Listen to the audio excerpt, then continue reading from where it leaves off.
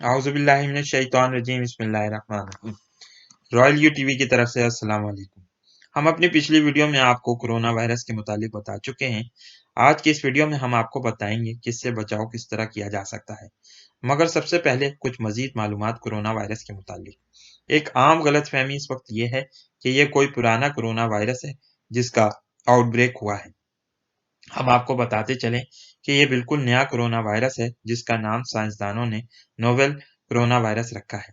इसके खिलाफ इस वक्त मार्केट में कोई वैक्सीन मौजूद नहीं है। जैसा कि हम आपको बता चुके हैं कि ये वायरस किसी जानवर से इंसानों में मुंतकिल हुआ है और अब इसने म्यूटेट करके एक ऐसी शक्ल इख्तियार कर ली है जिससे ये इंसानों से इंसानों को मुंतकिल हो रहा है।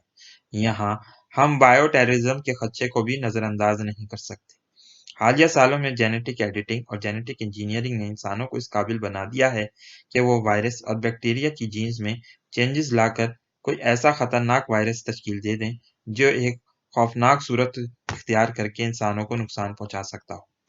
आपको याद होगा कि अभी थोड़े ही महीनों पहले एक चीनी साइंसदान ने दावा किया था कि इसने जेनेटिक एडिटिंग के जरिए एक बच्चे के सेक्स क्रोमोसोम्स को चेंज कर दिया था, क्योंकि माँ बाप की ख्वाहिश ये थी कि इनके यहाँ लड़का पैदा हो।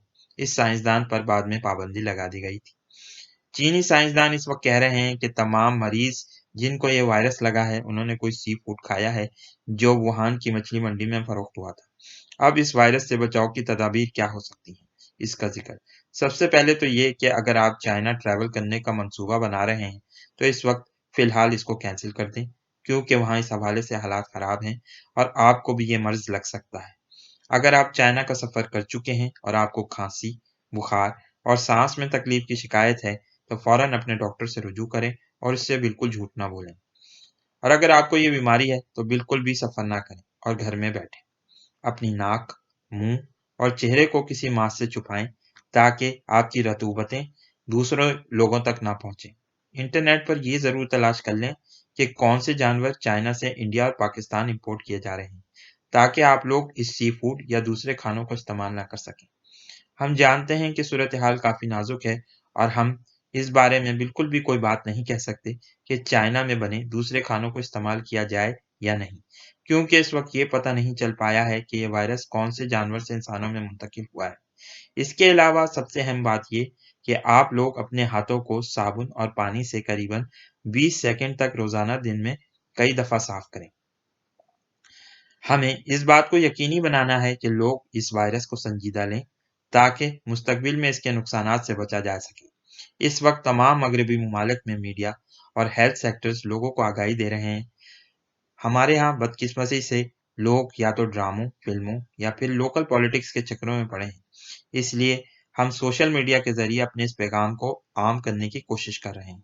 हम अपनी इस वीडियो के ज़रिए अथॉरिटीज़ से अपील भी करेंगे कि चाइनीज़ अथॉरिटीज़ के ताउन से वो कोरोना वायरस टेस्ट, जो या तो ब्लड टेस्ट होता है या फिर स्वाब टेस्ट लिया जाता है, को तमाम अस्पतालों की लेबॉर्ट्रीज़ को फराहम करें, ताकि ज़्यादा से ज़्यादा मरीज़ों की तशख़ीस हो सके। पाकिस्तान में इस वक्त सी पैक के सिलसिले में चाइनीज़ बाशिंदों की एक बड़ी तादाद मौजूद है। हम उम्मीद करते हैं कि हुकूमत इन तमाम चाइनीज़ लोगों की निशानदही करके इन्हें क्वारंटीन में रखेगी जिनमें कोरोना वायरस की अलामात पाई गई हैं। ये बात याद रहे कि ये वायरस जानलेवा भी है और इस वक्त तकरीबन 84 लोग हलाक हो चुके हैं, जो एक थोड़े से अरसे में हलाक होने वाले लोगों की बड़ी तादाद है। आखिर में हम ये दुआ करेंगे कि अल्लाह ताला तमाम लोगों को अपनी हिफ्ज़ अमान में रखे और जो लोग बीमार हैं इनको शिफा बख्शे। आमीन। इस वीडियो को लाइक कीजिए, शेयर कीजिए, दोस्तों के साथ डिस्कस कीजिए। बहुत बहुत शुक्रिया। अस्सलाम वालेकुम और अल्लाह हाफिज़।